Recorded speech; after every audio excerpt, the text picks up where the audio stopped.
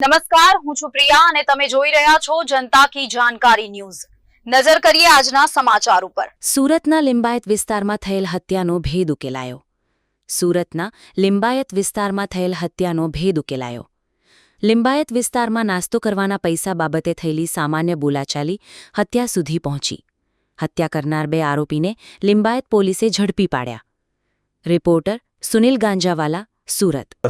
ઉર્ફે ડેવિડ પાટીલ છે અને બીજાનું નામ સન્ની મોદનવાલ હલવાઈ છે। આ બંને જણાએ થઈ અને ભોગ બનનારની હત્યા નિપજાવી હતી। જે ત્રણેય જણા છે એ લોકો એક જગ્યાએ બેસેલા હતા।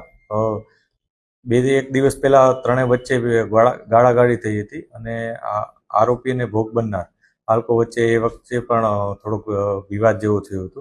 ત્યારબાદ ગઈકાલે એ લોકો પોતાને ગલીમાં બેસેલા હતા અને ત્યાં વાતચીત કરતા હતા।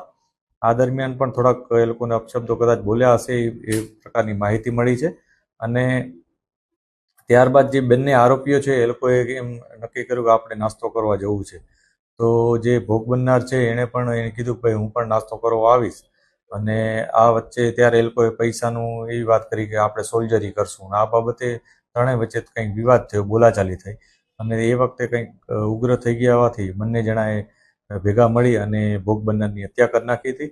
પોલીસે તરત જ આરોપીઓને હસ્તગત કરી અને આગળની કાર્યવાહી શરૂ કરી અને અરેસ્ટ કરી લીધા હતા।